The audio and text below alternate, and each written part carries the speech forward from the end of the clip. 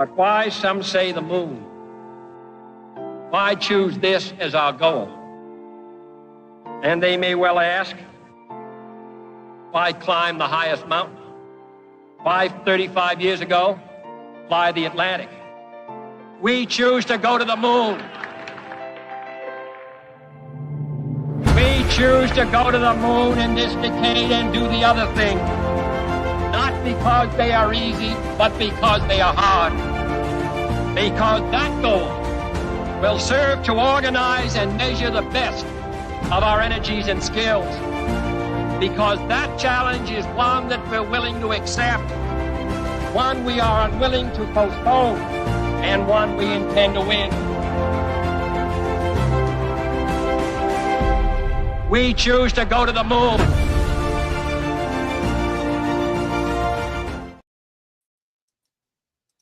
Hello, everybody. As we get everyone populated on the screen, good morning, good morning, good morning. Oh, hey. Hey. We are live. This is the World Blockchain Roundtable, where we have discussions primarily about blockchain and blockchain solutions to real current events.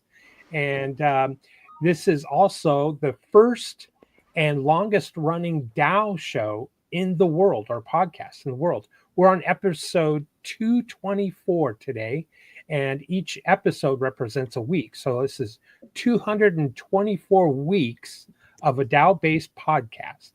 Today's topic, voted upon by the DAO, is technocracy prevention using blockchain. Just so happens to be nominated by I Am for I Am, the host today for the show. Joined with me here next to me is Andrew Joseph from the Legacy Right. Hello, Andrew. Litecoin Lisa, the mighty Lisa Davis. Welcome, Lisa. Underneath Lisa there is Aaron Day. Thank you, Aaron Day, for joining us again. Zach is also joining us. He's the I guess the guy with the conspiracies with Andrew on the Legacy Right, where they joined forces to take over the world. Then we have Satoshi Sean directly underneath me, everybody's friend. And rounding the table at the bottom there, pulling us all up with his intellect and wisdom, is Greg from Rivet.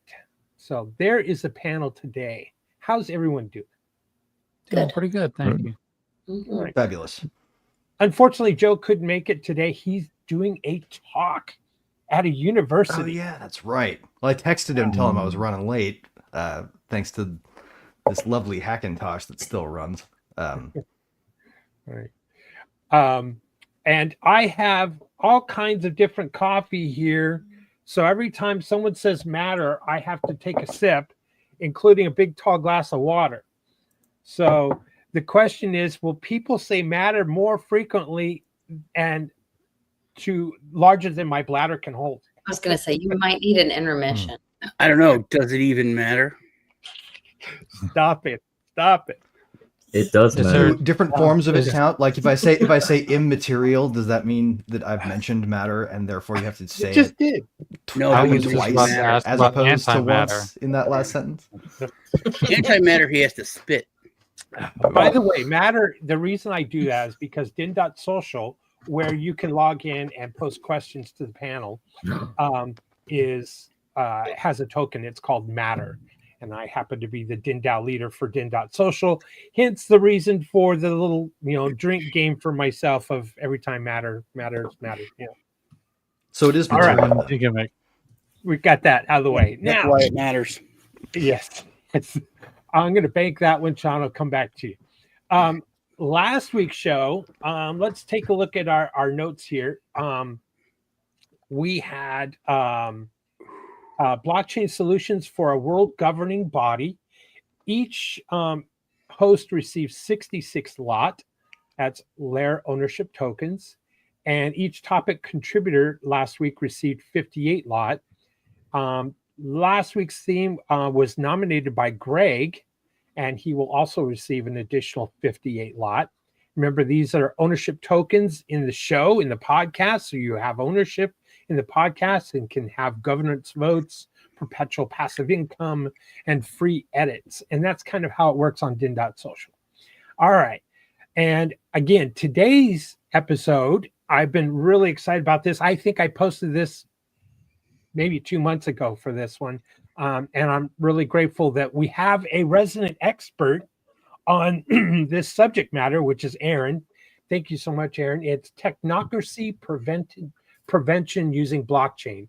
And we're going to get into the details with questions with that. And then that'll be followed up by current events, if time permits. So are we ready? Ready. Let's go. Let me, Yeah. I got to, I didn't share my screen here. Bear with me as I do that real quick. All right. Oh, and do you want to turn on comments that roll in the bottom corner? Oh, yeah. Let's do that. Let's do that in the edit section up here. If I can find it again. And I will say Thank I might you. have to leave a little bit earlier. I'm getting ready for my podcast tonight, and I have a whole bunch. Oh, of yeah. You got a big one tonight on Not Zano. Mhm. Yep. All right. Let me Well, zoom in. can you What's it let on? me know when that is? I want to listen to it. 'Cause It's I at like 6 Zano. p.m. 6 p.m. Eastern time. Cool. Where's it at? Is it? It's like a Spaces or? No, it'll be on X. I'm using StreamYard, so it'll be on X, Rumble, YouTube, Okay. Twitch, which I think all of 2 people will see. Wherever good times are not really had because they sort of all suppress this kind of content still at every place. Exactly. Okay. Before we jump into it, some of the audience may not know the definition of technocracy. And I thought it was going to be ironic if I used AI to answer this question. So first, I'm going to go over the real quick brief answer or definition of technocracy. Then we can pick it apart on what AI says. But it says the definition of technocracy. Oh, by the way, after this definition, we'll go into the questions for the panel. Definition of technocracy. A technocracy is a system of government or management where decision makers are selected based upon their expertise, knowledge, or skills in specific technical or scientific fields, rather than through political processes like elections. In a technocracy, policies and decisions are primarily driven by data, scientific principles, and technical proficiency, aiming for efficiency and problem solving over an ideological or popular considerations. The term is derived from the Greek words techne, or skill or craft, and kratos, rule of power, meaning ruled by experts. Almost sounds like merit system. A technocracy, while emphasizing expertise, efficiency carries several potential dangers as a form of government. Dun, dun, dun. Lack of democratic accountability, elitism and exclusion, narrow focus on efficiency, risk of bias in expertise, vulnerability to a technocratic overreach, suppression of dissent, fragility of systematic errors, inequality,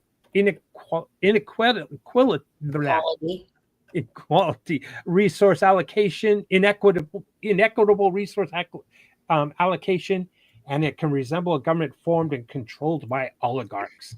Dun, dun, dun. So that's it. First, the definition of technocracy before we go into it.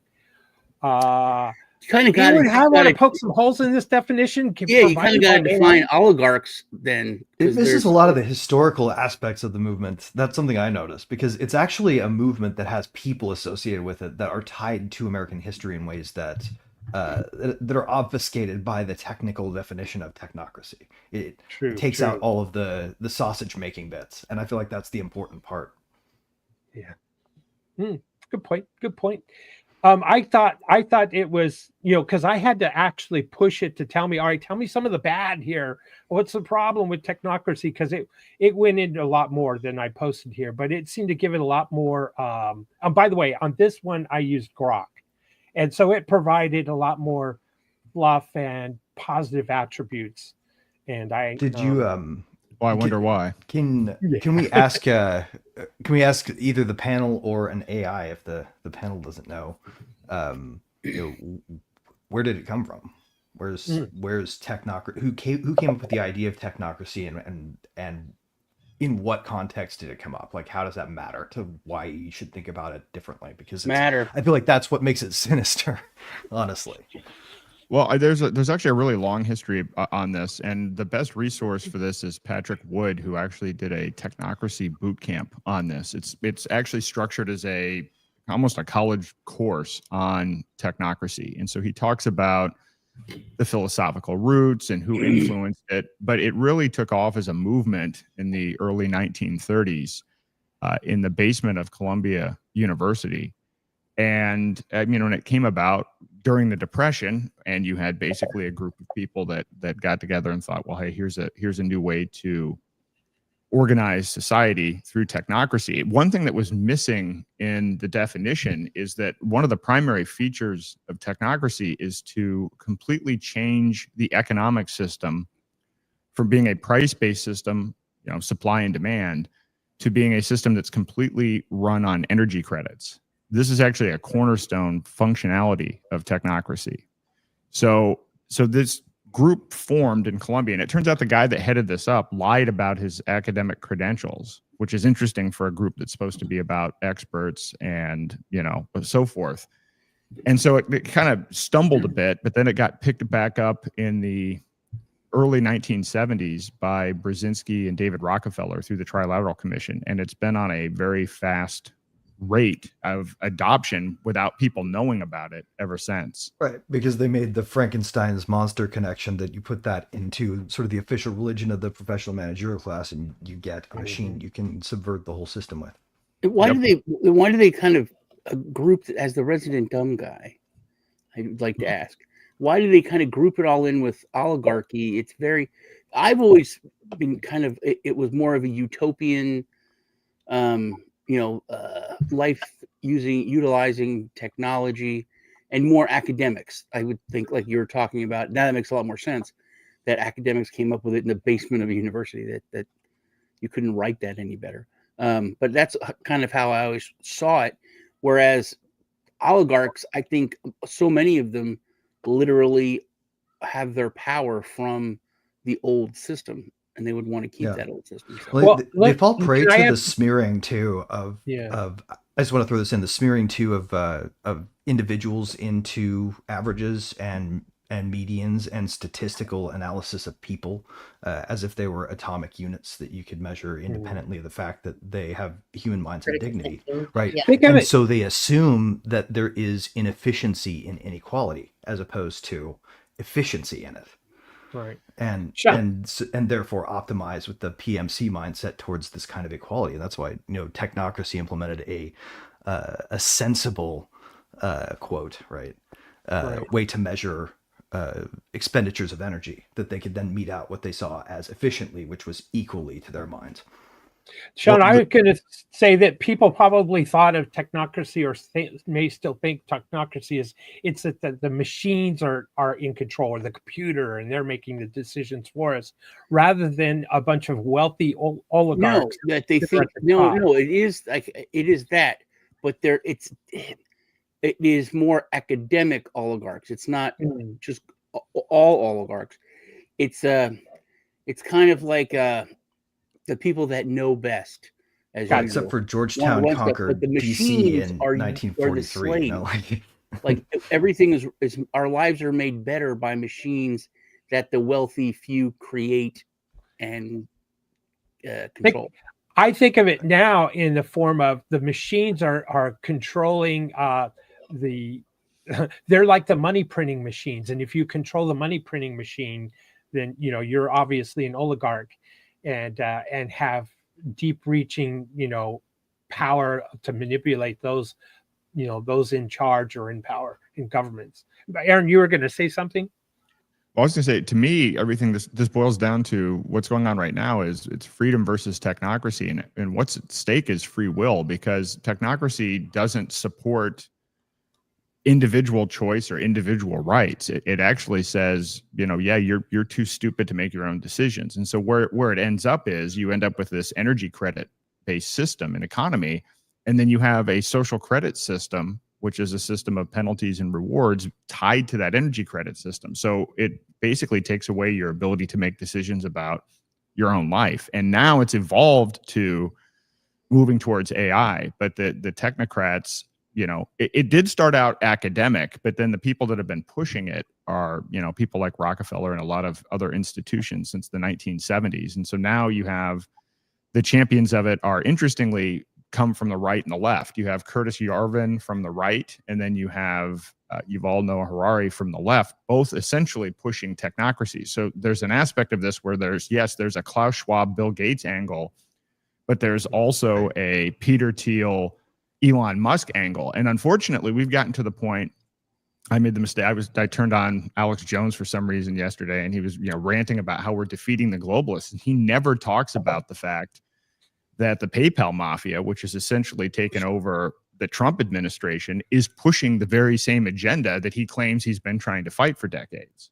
Yeah. Or meanwhile, how about Roman Storm sitting in freaking jail, undergoing a ridiculous trial where they pretend like speech can be a component of an act in furtherance of a conspiracy under Section 1960. Like that, while they're saying the war on crypto is over. Like, what are people doing? We're just ignoring the fact. It's a similar kind of ignorance, I think, with technocracy, right? Like, speaking of pushing it, something I've become jaded in my old age. Not as jaded as Joe, but I'm pretty jaded. And I've always I loved sci-fi since I was a little kid, and there's always been this push in sci-fi in the future. Either things are utopian and perfect, like Star Trek, or things are corporation based, like in Alien. Corporations took over. Governments may still be there, but they have very, not anywhere near as much power. Everything's corporate run. So I think technocracy is kind of being fed to us over in the media for decades to kind of accept as a better alternative to the governing systems that we've had. Mm-hmm. Yeah. Anyone else want to mention anything about the definition before we go into questions for the panel? I did. I thought it was very concerning that it said the decisions are primarily, the word primarily, driven by data, scientific principles, technical prophecy, and then aiming. So primarily and aiming are not very specific words. And that when you have a system of governing, which that's what I'm understanding this technocracy to be, with that kind of wiggle room, that like Aaron said, the concerns of your rights being trampled on, and that gives the powers that be a lot of space to do whatever they want. There's no accountability there, because they were primarily driven by data and they were aiming for efficiency, but they could read it as the exact with opposite, that. Like Lisa. the manipulation of data. You see that we've seen that in the big pharma. You can see that in any study. They can make the numbers look. What do you want the numbers to look like? Well, who's paying for the study? And those numbers can look like whatever they want. So they could manipulate this data to point whatever direction they want the control to be, the mechanism to be. That's the concern for me with this. And it can be worse than that too, Lisa. It can be manipulated in a way where it's anticipating a negative reaction in a direction it wishes you to negatively react, right? So it might not even be that it tricks you into believing in something so much as it tricks you to resisting the things they wish you to be resisting when they wish you to do it. I understand what you're saying, but I read it the opposite. I read it as that it's supposed to, that like it could be driven by, hey, we need to lower, we don't have enough food to feed everybody, and there's too much pollution, kill half of everybody. That would be completely efficient and completely driven by data. But Yeah. aiming for that means no, we can't kill half the people. We got to find some Right. other way. So it Utilitarianism leaves that collapses on the edge cases. wiggle room the other way. Yeah. I can definitely see what you're saying when it comes to the data. Well, and again, All As right. a sci-fi, the problem as is a that. sci-fi nerd myself. Go ahead, Aaron. No, go ahead. Oh, I was just gonna say, as a sci-fi nerd myself, like Sean was saying with like Star Trek and what they pretty much set up the course for, I find it putting it into perspective towards like Valis with PGAT and how it's society's just being driven by data. I mean, you're controlled by data from what you do, how you act, and they're traversing this all from you just being on a screen. Don't get me started on the tyranny of the empirical as a concept for truth finding. So, go ahead, Aaron.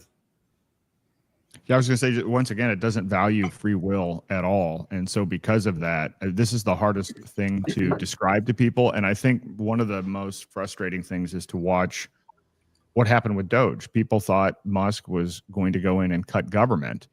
And that's not what he was even. Musk is a technocrat. He's stated it explicitly about Mars. His grandfather was the head of the Canadian Technocracy Party. This is how he kind of grew up. No, he believes in it. It's true.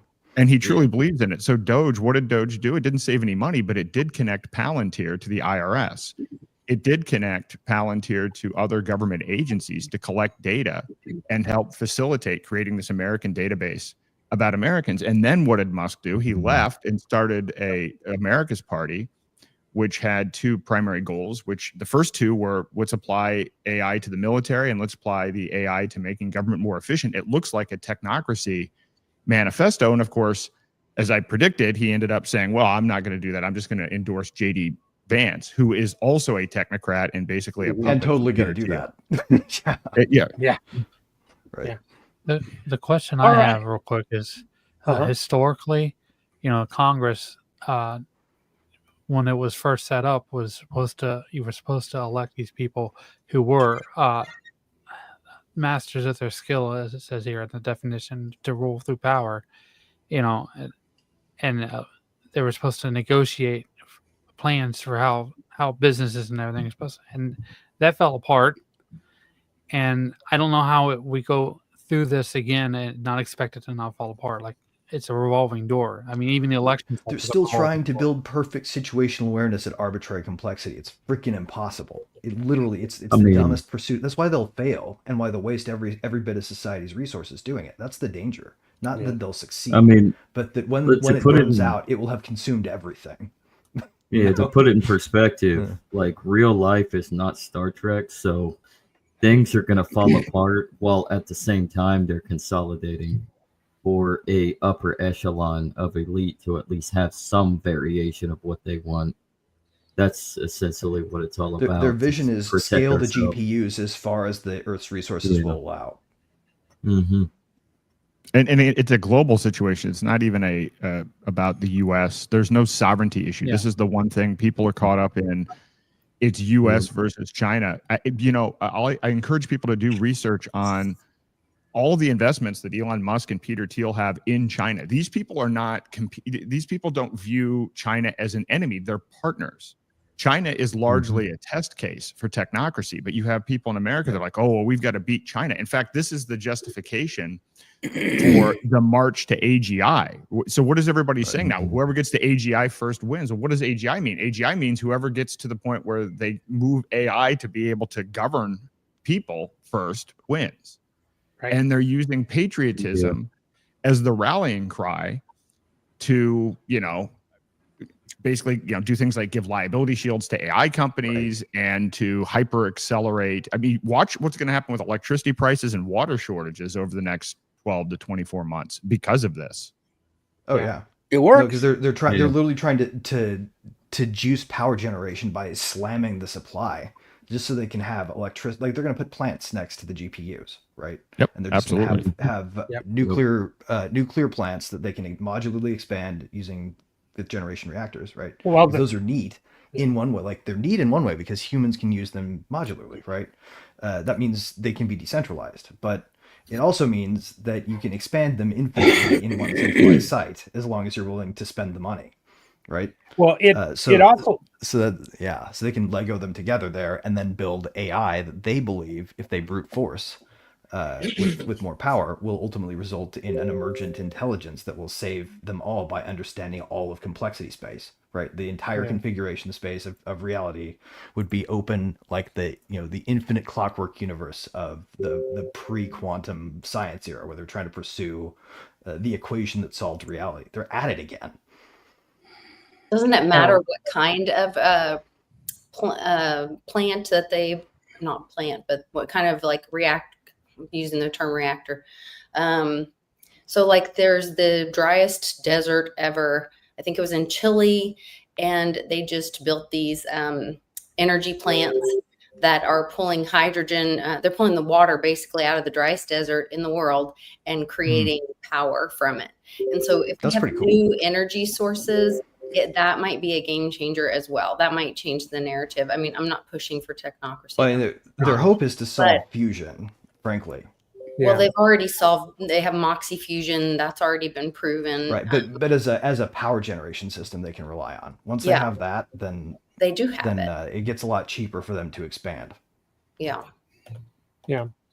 Okay, well, let's move into the questions. I've already refreshed, and the first question comes from Kiff's Crypto, and it is question: do you still believe that power consolidation is, by whatever means, preventable? Now, is technocracy going to happen, and or can it be prevented? Because it sure seems like power is consolidation is always going to happen.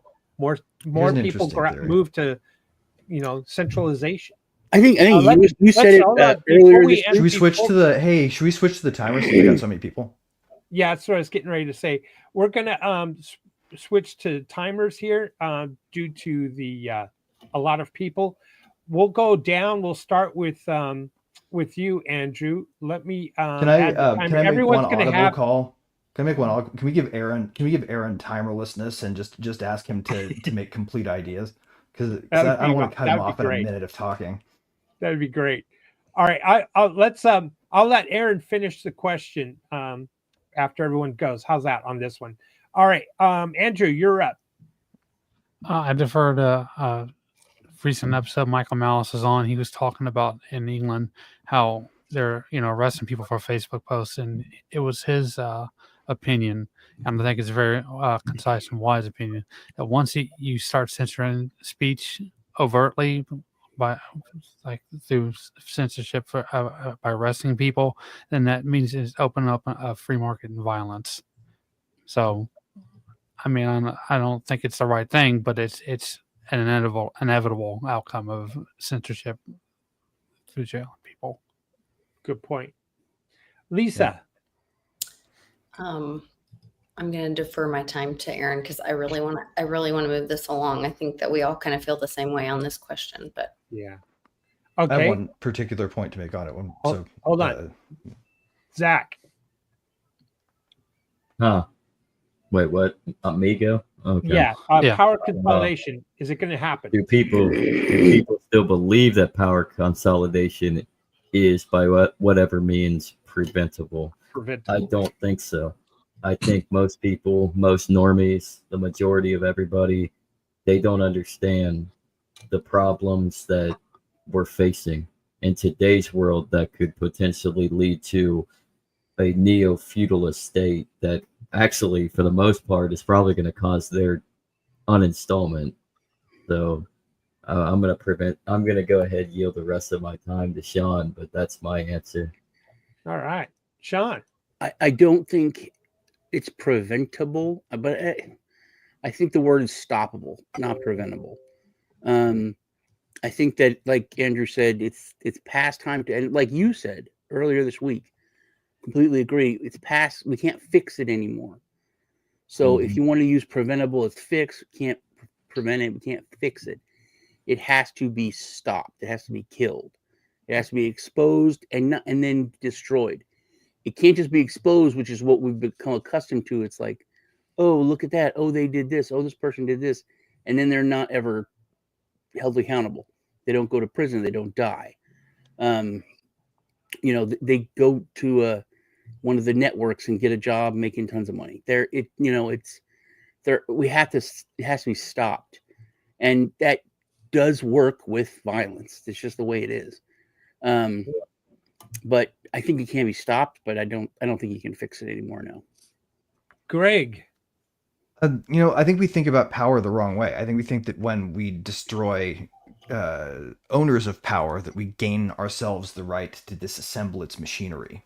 When in fact, the way that we've structured our systems are such that like we have controls over controls at this point, right? So you get a kind of effect where once power is taken from another group and you try to destroy it by like closing a department, it doesn't go away. It just goes back to the State Department or whatever. Like it's like trying to shatter a fucking Terminator, right? A T-1000. You may freeze it in liquid nitrogen and hit it with the bullet and it shatters into 1,000 pieces, but it still goes somewhere. So you can't get rid of power by fighting it. You have to diffuse it actively. You'd have to have a system that ablates it constantly. And that's really what decentralization is all about, I think. Mm-hmm. I yield my time to Aaron.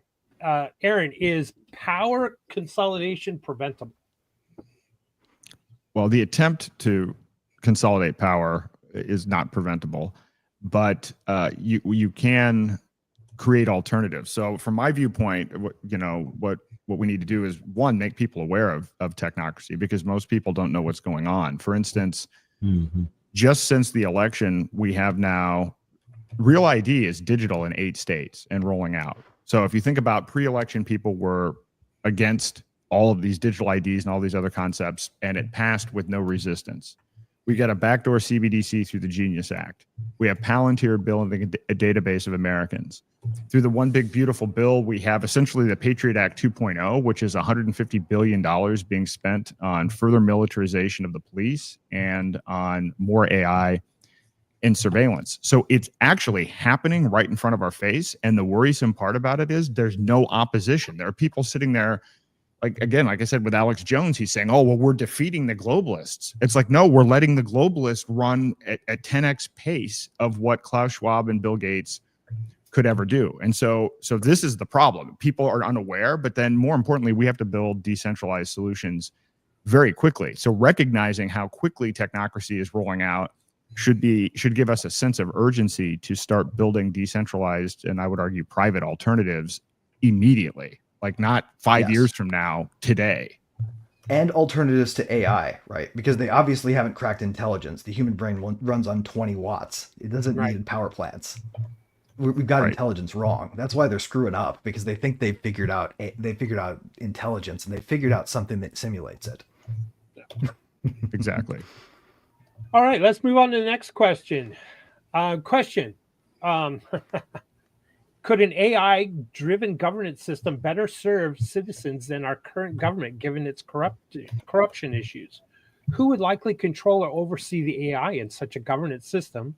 How could blockchain technology integrate with an AI-based technocracy to create a more effective government compared to the current system? Is this our future? Well, that's a lot of questions. So it's kind of like just I think I'm gonna pass my time to Aaron on this one, but I'm gonna say that, let me play devil's advocate. AI can fix this. AI can provide a better form of government. It's like smart contracts, times infinite. So there you go. I'm gonna just, let's start with Aaron, and then I'm gonna ask everyone to pick holes in Aaron's argument. How's that? We're gonna take a little bit of a change here.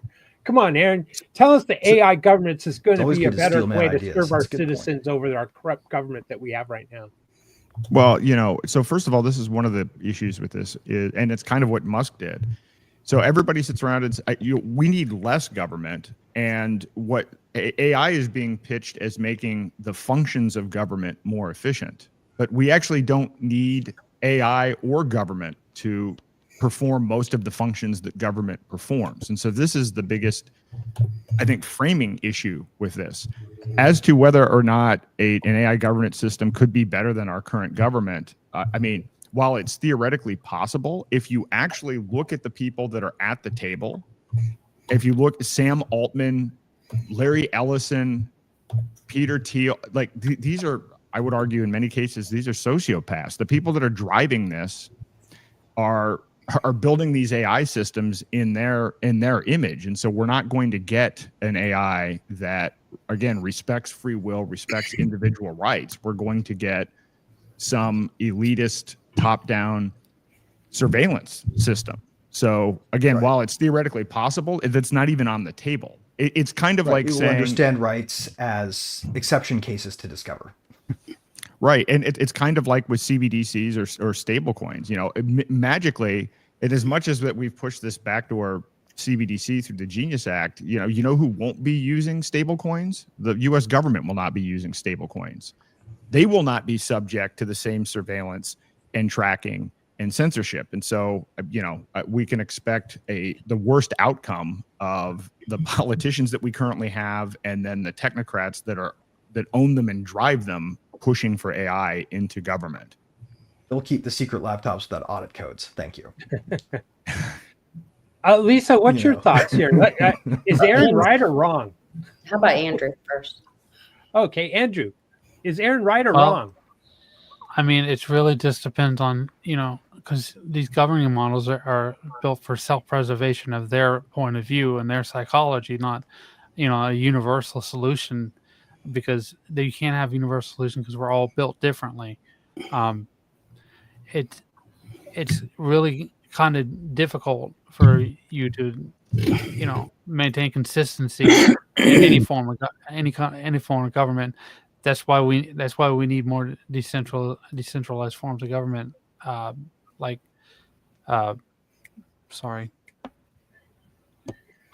private courts and stuff like that. It's a case by case basis. Good point, Lisa. I like a lot of what Andrew had to say, and of course, we saw a lot of with these AI models. We saw them being very woke, and then even having the hysteria and all of that, and so those concerns would be there. But woke and hysteria go right hand in hand. I mean, I could call our current government a lot worse. But I don't think that either one of those things are a solution. And once again, it all goes back to us not having free will, like Aaron spoke of earlier, and stepping on our rights. I'm currently moving from one state to another, and it is being shoved down my throat and put in my face of these control mechanisms and how I'm supposed to register so that the government can claim me, my property, my businesses, all of this. And if I don't comply, I'm under quite a bit of threat to be able to participate in commerce, travel, and you should hear the little ladies at the post office and the tag agency pitching it hard, how it's going to protect me, how the government's here to protect me, and it's really feels like a violation and intrusion. They want me to re-register my marriage so that apparently right now my marriage doesn't exist. Oh, good. You should leave it that way. Well, we've talked about it. And the system so shouldn't see you. Yeah, it's been a real eye-opening experience in this. And why does the government validate me, my life, my relationships, or why is it your job to fix their records for them? Anything to do with it?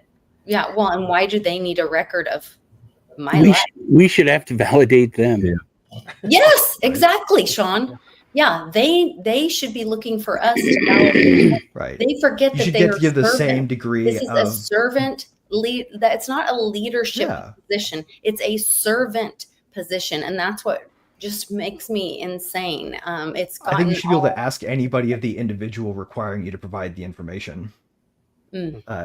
Of equal depth, right? Like if they open up the question of like, well, what, give me all your tax returns. Like, okay, you first, right? The bureaucrat should just have to personally be exposed to, so that at least you're on equal footing. Zach, what do you have to say about Aaron's comments in this question? I think AI is a tool. I think you can use it to an advantage, but it always depends on the beholder. So I think we need to figure out ways, like we've been doing, to create alternatives that can kind of counter what government and corporatocracy and all these technocrats want to use AI and any variation of technology, such as blockchain, to their advantage for their own needs. We should be able to use it to our advantage by creating more decentralized terms. And as far as like, and then let's get to like the question, like the first question, right?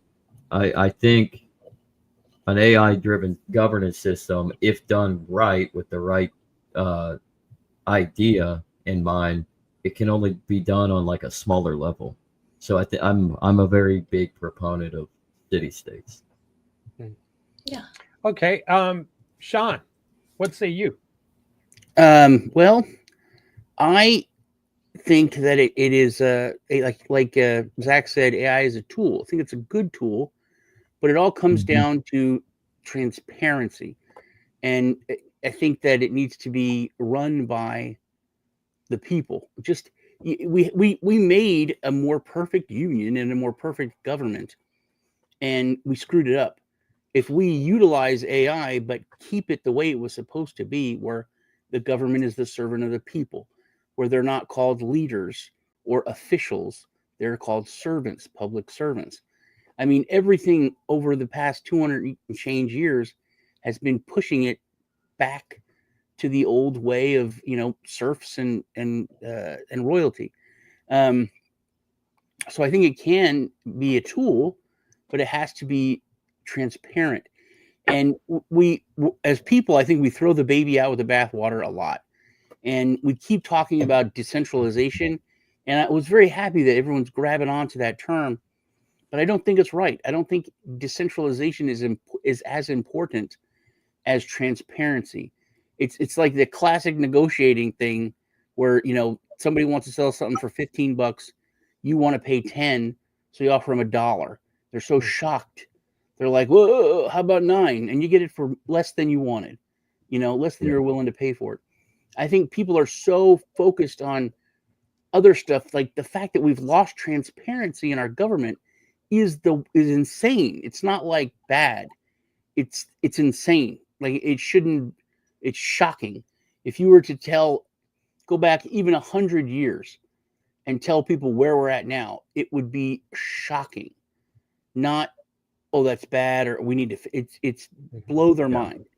So I think we need to get that just basic transparency, and then it would fix a lot of the issues.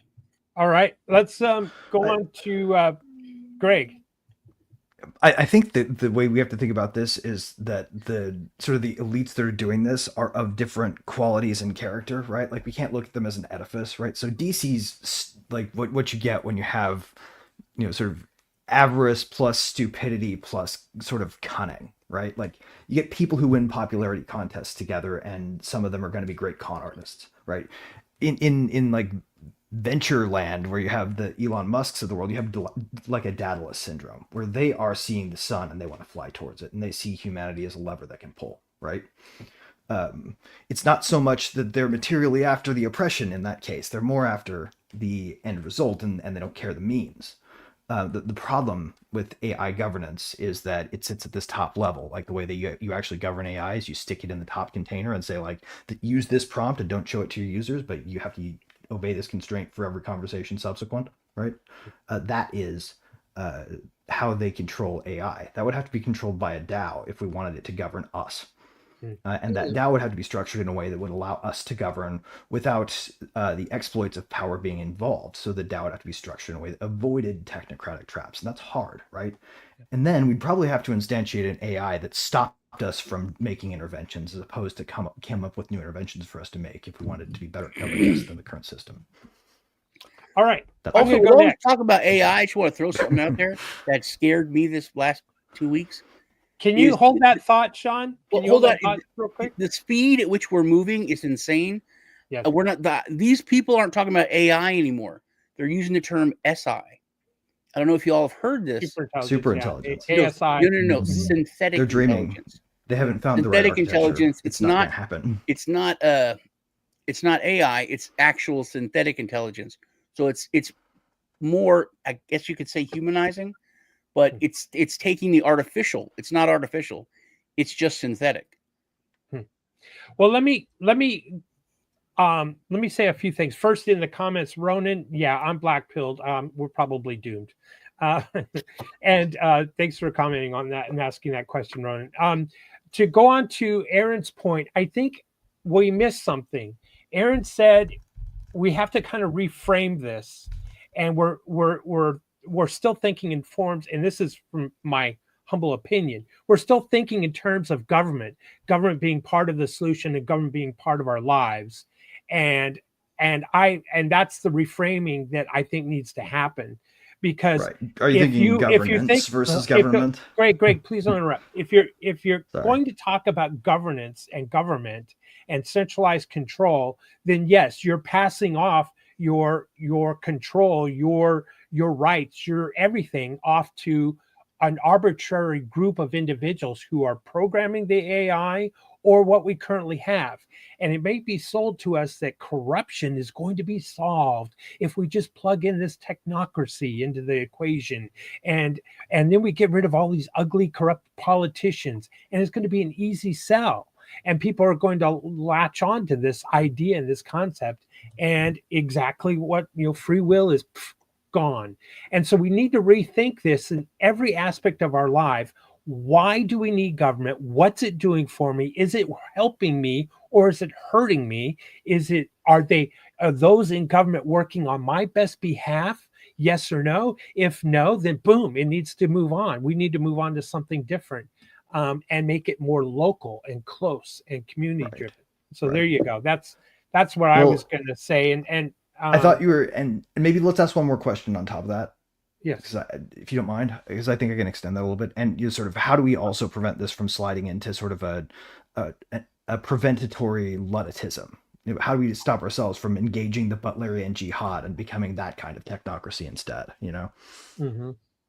I also disagree with you. We gotta use this tool. Not all politicians are ugly. Some of them are quite attractive.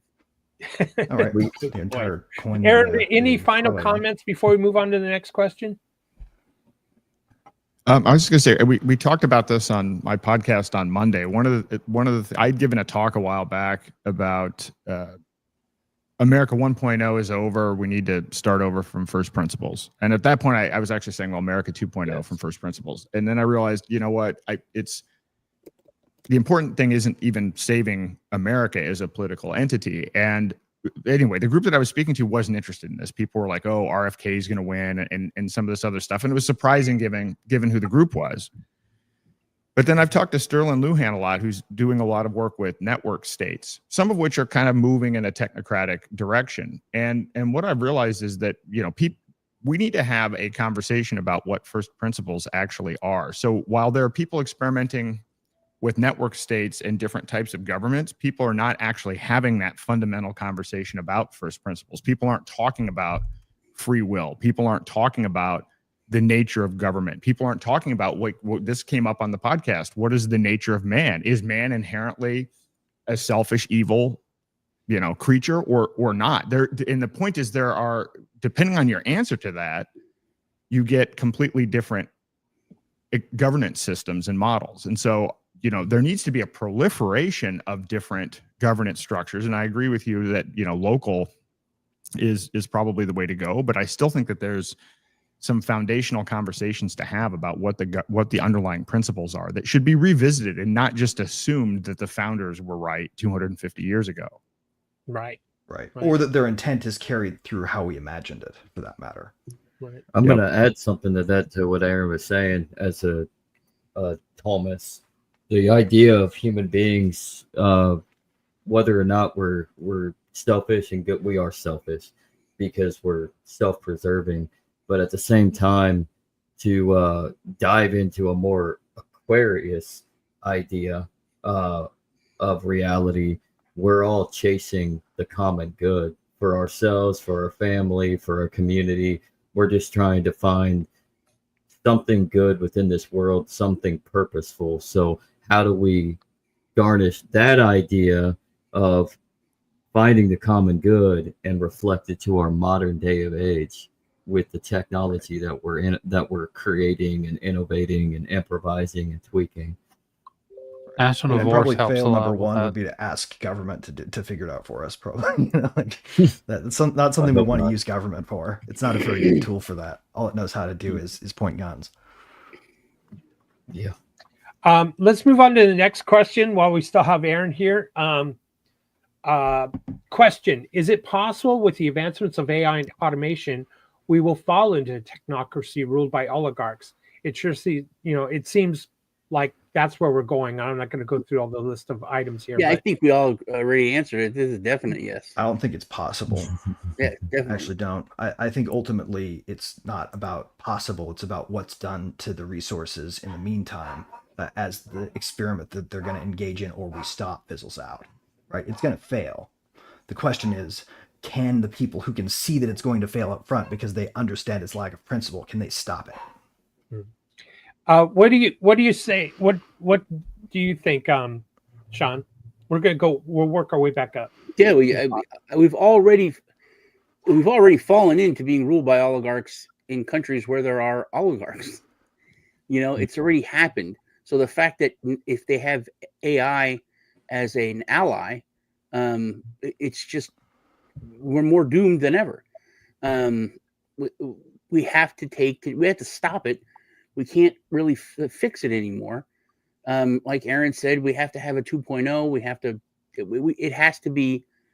The house and the termites and everything. It's so bad. We have to destroy it and rebuild it. We have a great foundation. We have great plans. We have great education and intellect. We can make a better house. What do you say, Zach? We keep history rhymes. I'm just gonna say that. I mean, we've always been ruled by oligarchs. It doesn't matter if it's True. a idea of church and state combining, or whether it's the lord over the serfs over their territory, whether it's land speculators. The United States Constitution was chartered, whether it's Rome and its Senate and its patrician class. We've always been ruled, but we need to figure out Zach. a way. Go ahead. One quibble. We've also always been ruled at times, in parallel with oligarchs or in juxtaposition to them, monarchs and mobs. I want to go, instead of the quibble, I want to back him up. When it comes to history, if you think about it, those that ruled, those oligarchs did it with technology, whether it's Rome with roads or whatever. They used that technology that they had, and they used it to take control and to grow. Yeah, and that's the thing. Rule Like itself, even with monarchies, you still had an oligarchy behind them, whether it's the noble, the baron class. And like the reason the Magna Carta came into fashion was because the barons rebelled against the king and said, hold up, you have no authority. You don't have that much authority there, King John. We're going to call one more you wrinkle for you to consider. So, is the individual the fourth ruler? Yeah, let's skip Aaron to last. Andrew. I just want to look at this from a different point of view. Everyone knows about the singularity, right, in technology, and how we're building towards a singularity. Maybe governments are the same way. It's a contraction.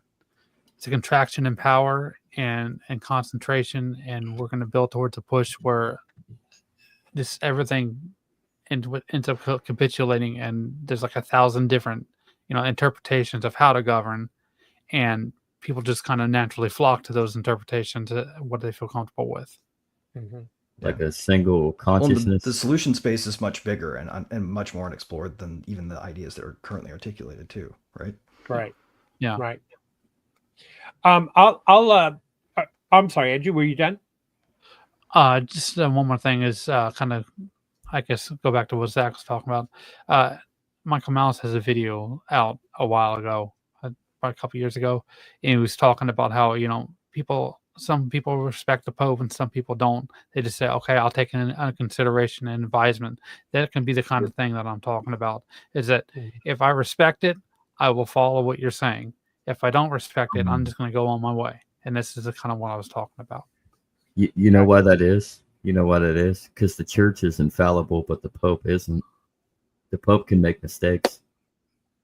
Yeah, but Yes, the that's Pope's word makes itself into the voice of the church instantaneously in doctrinal law, right? So the Pope's decrees, while they can be Sometimes. made in error, become a rule that then has to be treated as if it's not an error.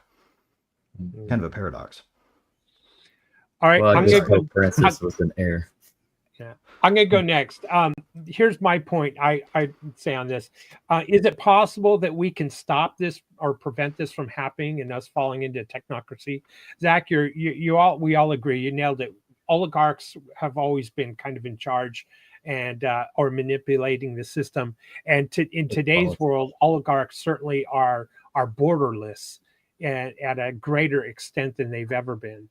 So that's what we're up against. But really, to be honest with you, I think we're at a crossroads, a significant one, where we're down the road towards technocracy with, tyrannical oligarchs in control who are controlling and manipulating the data and become the form of government. And maybe there's a collapse, and that's the vacuum that people are attracted to. And next thing you know, we're all without free will, and we're all under this tyrannical technocracy. That's one road. The other road is more of a road towards abundance, and I'm more hopeful for and hoping for is that maybe you'll conquer this energy, thing, and the energy production becomes extremely cheap, as well as manufacturing and putting, different things together. And we start no longer trading our labor, our time and labor for wages, and we come more in a form of abundance without the technocracy. That's what we face. That's what's in front of us. But it's a big lift. I'm hopeful. At least I see a way out. Aaron, Yeah. what do you say? I have one on this real quick for Aaron before we go, if you don't mind. If I can jump Go in. ahead. Okay, I just want to throw this in because I think it's important to the point. Like the positive building concept behind this, right? We have to build some kind of system that is there when this fails. I think is what we have to do. And I just want to make sure that when we think about it, we think about it in terms of what mistakes we need to not make. That our current metaphors for power and our understanding of it have made for us. With sort of how we've lived for centuries and how we can avoid that too, I think needs to be part of the answer. Right. So just want to throw that in. Okay, Aaron, we now have 311 people watching. We welcome all those who are watching us on various platforms.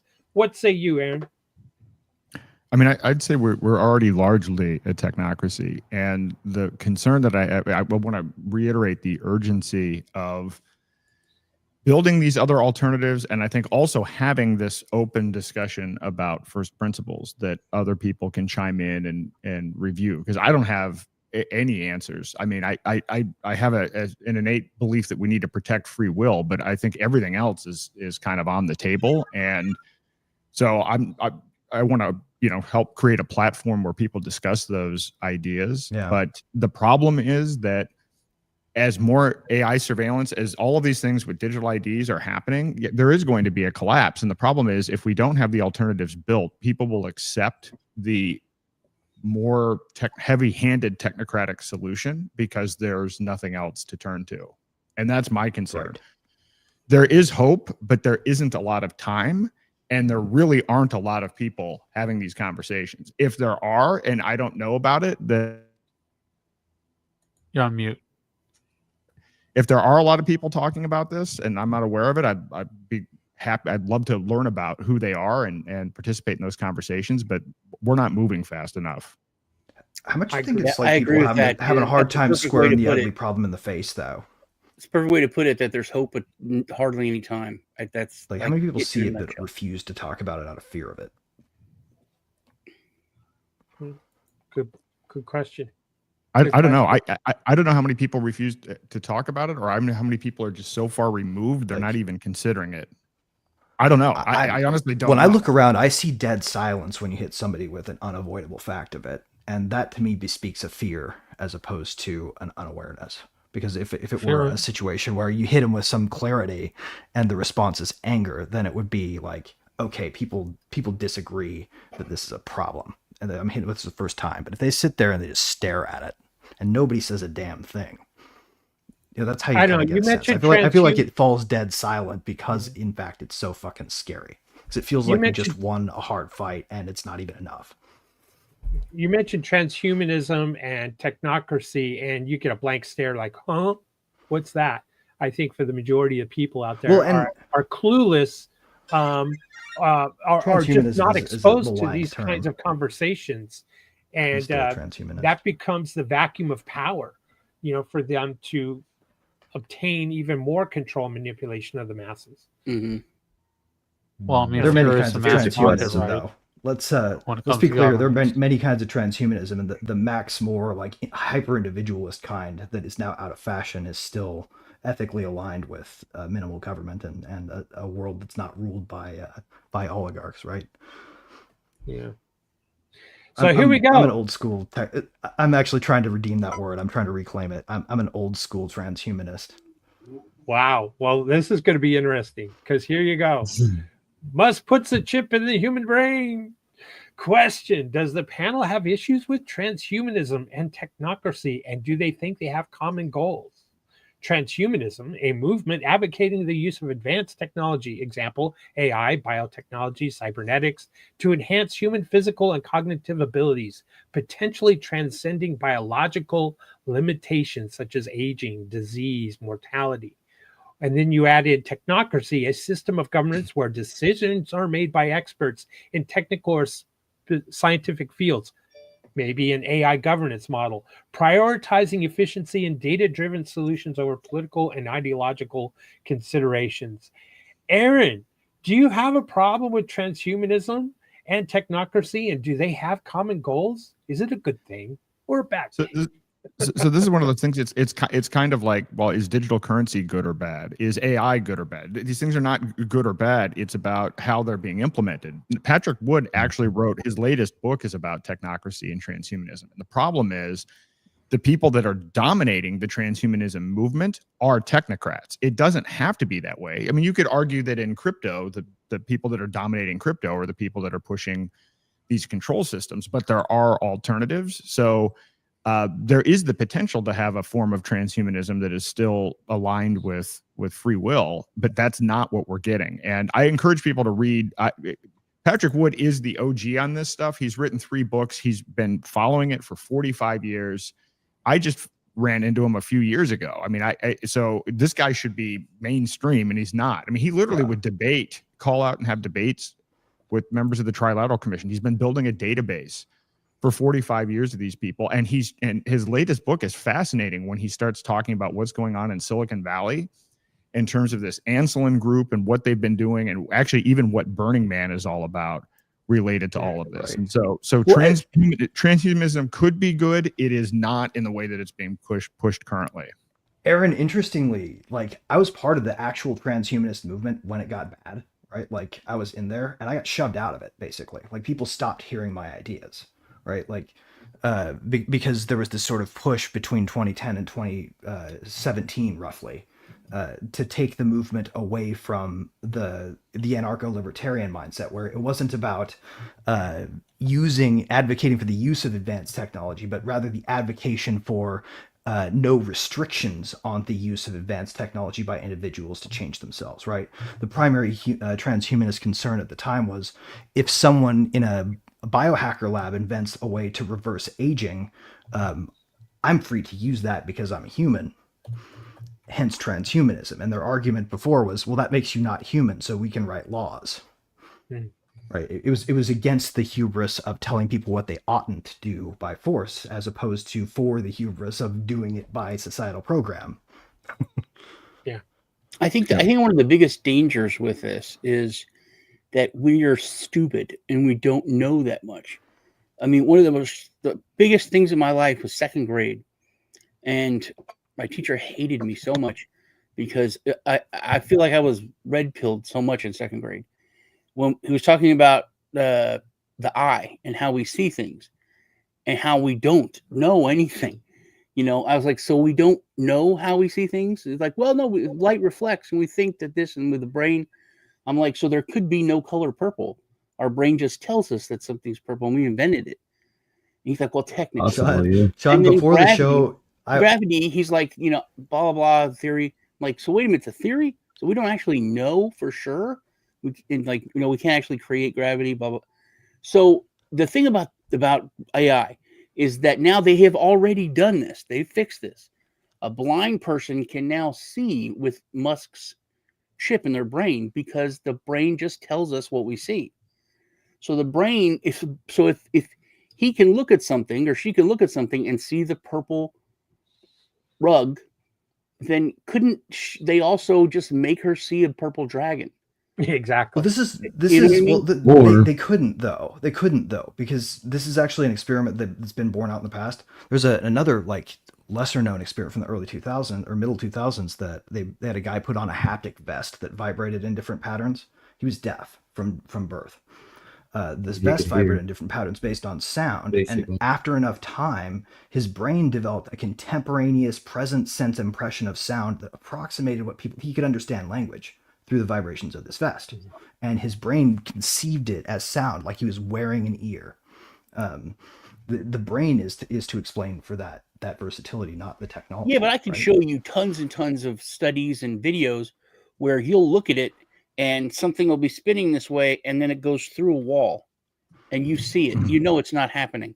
You know it's an optical illusion. Right. It's because our brains run on heuristics. Yeah. So if you can do that, you know, in the 50s or when imagine with something directly in your brain, it's simple, man. They can put whatever they want in there and that's just the way you're going to see stuff. Well, having studied I'm just trying to say that having studied the computational neuroscience of it, there's a limited number of ways they can modulate it. They actually can't change its function by how they poke it unless they wire it very specifically, point to point for that. Like you wouldn't be able to do that with software. Zach, what were you going to say? I said there's many different ways. I mean, they can do many different ways of manipulating technology, manipulating algorithms in the code of the innovation, but at the same time, what's the use of it if you can make something good of it? Mm-hmm. Andrew, what's your thought? Intercept every weight at every tick. It would require an electrode in every brain cell to do it to manipulate your brain. I mean, it's just like Geordi's visor from Star Trek. I mean, the way that it could manipulate how he can see it's using the electrodes in the brain to mimic what he can see through more infrared on his visor, but he's able to see with it. Right. Andrew, what are you tricking people into tricking themselves? All right, Andrew. I'm kind of indifferent when it comes to transhumanism because it really depends on the context of the people and the society that's implementing it. Like in China, right?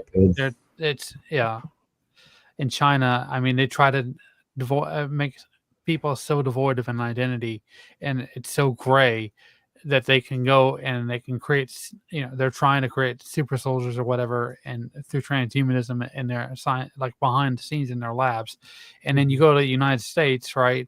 And Musk, with like Aaron was saying, like he's trying to, use his potential, his push to legitimize this form of practice in order to like say, oh, this is something we can do that's safe and it's something that's going to better society. Meanwhile, it's all different implementations, and it's really down to a case by case basis, and it's a dangerous thing, but it's also something that has a lot of potential for growth. So can I now make a quick comment here? I'm going to put the timer back up so I try to keep 60 seconds. Here we go. the idea of if we do get it to the point where the chip is linked to an AI and you have all of this information and it can safely be put in the brain, but it's a very expensive procedure. Then what you got is you have just a select few who can afford this expensive procedure to have this amazing amount of information at a quick, But thought. see LASIK. And though, no, hold right? on, Greg. And the point is now that means that those individuals are going to, it's almost like watching, let's say football and watching someone who's on steroids and the rest of the team who isn't. They're going to be the shining star in the field. And now, is that person or those groups of people who can afford that chip, are they going to be, benevolent with this technology and how they use it and apply it to the masses? This is what That's we're why it going to be has up to be- facing. Go ahead, Greg. That's why it has to be scalable. That's why it has to be scalable. That's why it has to be manufacturable at scale. If we want everyone to have access to it, then the thing has to be developed in a way that it can be sold to the masses at scale. I don't think that's or going to be our some other decision, though, Greg. distribution mechanism. Well, no, I think it will be, because I think we haven't cracked AI. I think when we talk about AI, we're talking about LLMs. I think LLMs, I've come to this conclusion recently, by the way, just from my own interrogation of LLMs. I don't think they're anymore that they're the path to intelligence in the sense that we think of intelligence. I think that we can scale them infinitely and simulate intelligence in useful ways with them, up to the point at which the energy expenditure becomes a problem, right? But I don't think it's going to crack the way that you would have a machine that was properly designed to reproduce intelligence would, right? Like, you won't get accelerating returns with this thing. You'll get diminishing ones where you need more and more power to get less and less. Aaron, what do you think? movie. Aaron, are you ready to get a chip in your brain? Well, no, I'm not ready to get a chip in my brain. I mean, under kind of Musk's model, I don't know. I'm kind of, part of me is moving away from tech, and then part of me is not. I mean, I use AI all the time, but then I'm trying to move away from wearables. It's just so. Well, no, certainly right now it doesn't make sense, right? Too many companies own them. It doesn't make sense right now, but I'd consider it under the appropriate circumstances, just like I experiment with technology all the time, right? Privacy coins and AI, but I wouldn't do something as invasive as that based on the technology that's out there and the people that are behind it right now, because that's a pretty potentially irreversible situation. Oh yeah. Yeah. Well, look, I've got to go. I do apologize. I want to be back to normal. Can't do that. Yeah. I do apologize. I got to get going now. I'm running a bit behind. No problem, Aaron. I'm looking forward to your show tonight about Xano. Again, Yep. Where can we find you? Yes. Where can we follow you? You can find me. I've launched a bunch of different sites. You can go to theaarondayshow.com. It's actually a good place to go. And then I'm going to be launching a new website tonight for building projects on Xano. Excellent. Nice. And your conversations with Miss Turner have been very fascinating. I really enjoyed those. So I'm going to be working with Xano too. Very. I'm looking forward to working with you. Yeah. And when you were on the roundtable with Patrick Wood, that was phenomenal. I enjoyed your conversation with Professor Dave Cullum. What's his name? Column or David Column. Cullum. Yeah. With the other gentleman. I'm horrible with names. My apologies. But your recent podcasts have been just really outstanding. I appreciate fire, man. your work. Super fire. I appreciate it. I Well, appreciate it. And just the will to keep going through this shit, man. You're holding up a pillar that needs to be held up. Absolutely. Aaron, I'm going to have a roundtable discussion on privacy in general. So if you want to jump on, it'd be appreciated. Yeah, let me know. Reach out. Happy to. Okay, I will. All right, guys. Thank you. Talk to you soon. Hey, thanks Thank again, you, Aaron. Aaron. Appreciate you. Bye. All right. For the 324 people out there watching us. Dangerously intelligent human being. Everybody should follow that guy. Yes, you please follow Aaron Yes. Day. Yes. And also And if you Patrick haven't- Wood. If you really want to dig into this whole technocracy, Patrick Wood, like he said, is the OG. Mhm. So, all right. Are we ready? And if for you the haven't next already, you probably live under a rock. yeah. And that's okay. It's sad it's a I'm real not thing familiar. that someone could be. Well, I mean, dangerous. under a rock, the internet's probably not very good because you can't get Probably you not. know, a satellite connection from underground, and that'd probably be like the only decent way to get a good internet connection in Iraq. I don't know. Are any Iraqis in the audience that can refute me? All right, Depends on the everybody. rock. Here is our last Yeah, that's question. right. It I went gets us into the blockchain space. This is a blockchain show, World Blockchain Roundtable. Again, thanks everybody for watching. I'd like to Pitch a little anyway. push this over 400. So like and share and talk it up if you want to know a little bit more about technocracy. And now we're going to talk about the intersection between blockchains and AI and technocracy.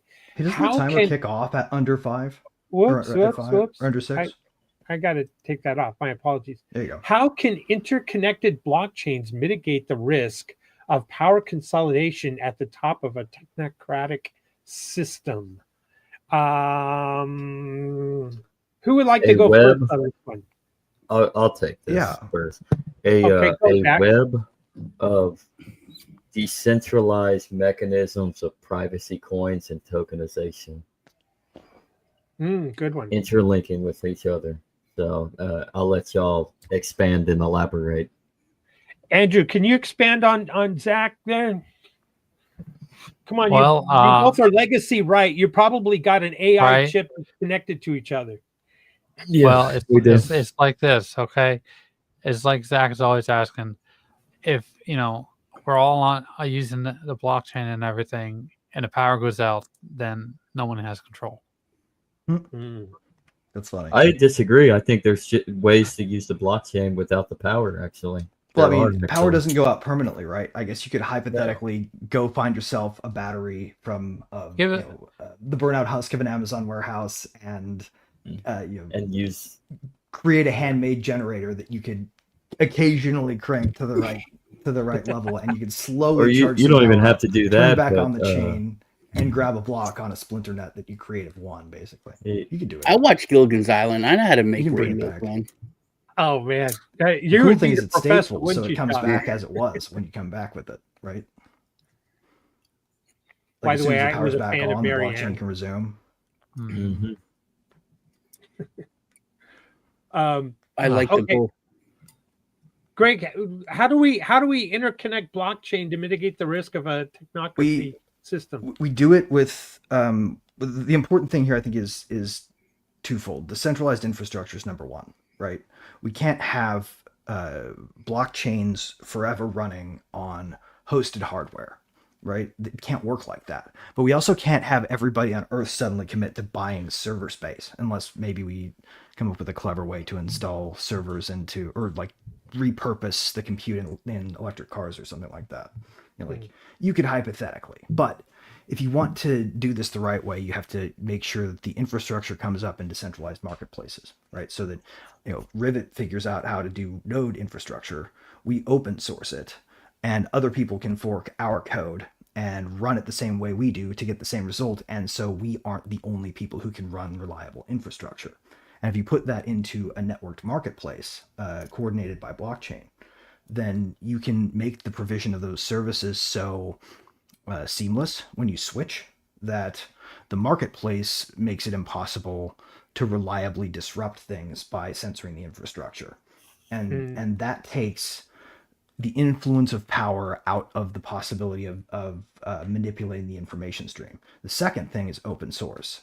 And that is any of these blockchains, if they're running on open source code and the network decides, 55 to 45 consensus of miners, whatever's necessary to pass to adopt a hard fork, right? They all decide, hey, we're going to adopt this hard fork that changes things in a technocratic way that this other 45% gets oppressed by. They can fork the code, run the same exact protocol, and rerun the vote themselves. And then there are two protocols sitting in superposition to one another that take one side of the issue and the other, and the markets will decide which one succeeds. It's beautiful. Will the market decide? But it requires a right of exit, which in software is fork. Here's so my pushback. Has to be part of it. Here's my pushback, Greg. Will the market succeed? Because if these technocrats are wealthy and powerful, and they're the AI OGs, are they couldn't they suppress the market, or No, your attempts can't. of creating a parallel system? Couldn't they suppress that or stomp it out? They can And try. the masses are going to go follow them anyway. They got them by the hook anyway, They because can they're try, but controlling then the money printers. they're not really controlling so much as dominating, right? There's a big difference. The dominance only matters with respect to the system's metaphors as they exist. If you invent a parallel system that, or if a million different communities invent parallel systems simultaneously, rather, it becomes a game of whack-a-mole that no technocracy can win, so long as there is a right of exit that they can't enforce against. And so stopping open source would be the only way that they could take this kind of control, because otherwise someone will smuggle a fork off into some dark network they set up themselves, develop in the shadows with their friends who disagree, and it will happen whether or not they allow it, right? That's just human nature. It's like if you try to eradicate the wild boars in the southwest of the United States, what ends up happening is you create a pocket industry that perpetuates them. Right. We can't solve it, or they can't solve complexity by brute force, and they keep trying. And the fact that they keep trying is the reason that ultimately there will be spaces where naughty men like us can slip about and make trouble, I guess. Sean, I think you nailed it earlier when you talked about transparency is really key, and that's what blockchain brings to this part. To this, fight against technocratic system. What are your thoughts, Sean? Yeah, if you really think about it, I mean, that's what we've lost. You can say we've lost freedom or this or that, but it's all, when it all boils down to it, it's transparency. Transparency is what was taken away. Transparency, I mean, we lost freedoms and so on with the Patriot Act, but it also is because the government was made to be so transparent, and they're not. Mm-hmm. I lost my train of thought, but yeah, it's all about transparency. Andrew, what do you think? How can blockchain mitigate this risk? Well, not directly, but indirectly. If, say, legacy payment processors just had to, by law, shut down their payment processing network for a small period of time, forcibly, people use blockchain and connect to that and get used to that. I'm not saying that it's going to happen, but that's just one way that you could see it start transitioning. Yeah. Zach, what are your thoughts on the interconnected blockchain? To mitigate the risk of a technocratic system to knock transparency. Transparency on the overt and competition on the covert. Nice agorism there. Yep. Principle. I like it. Parallel systems. I mean, I can add another solution too. I mean, we get back into the mentality of the essence of being human in solidarity ethics and corresponding with each other on a voluntary level, for which what we do in ourselves upon our own property to effectively make ourselves better in society, we give back to those who are less fortunate in supporting them and platforming them to do better on their own right. Not like a welfare system where just give them a handout because I'm successful here. No, like actually help them get back up onto their own rights so that they can do the same thing as we are doing.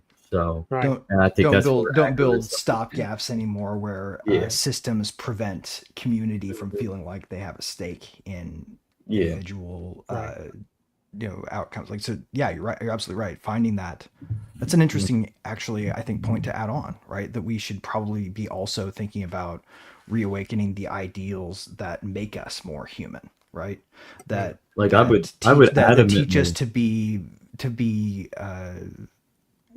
to act in ways that respect the inalienability of self-ownership and of the unique dignity of each individual as the final unit and the only unit that decides and acts. I would also I would say if you want to learn how you can put all this together, I would read I'm gonna butcher it, Nova Rerum by Pope Leo XIII. Read Samuel Edward Konkin and his works, and then apply it to history as well, and then And Teilhard de read Chardin. the white. Yeah, well, yeah, that too, and then read the white paper, the original white paper of Bitcoin, and let's plug it all together. I'm gonna kind of It's the prevention. ghost. You said I'm gonna, and your head disappeared perfectly.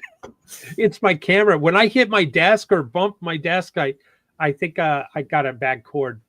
That's funny. Your I shirt was was there. on a podcast and we were talking about AI, and I was on with Mark Pools and on If by Whiskey a few Mondays ago, and I kept cutting in and out. But anyway, my point is, in the interconnection of blockchain in this whole thing is, yes, definitely transparency, but it's all about building parallel systems and making the government less relevant in our lives. And I think that's how we're going to have to fight it. That and faith in each other as individuals that can act.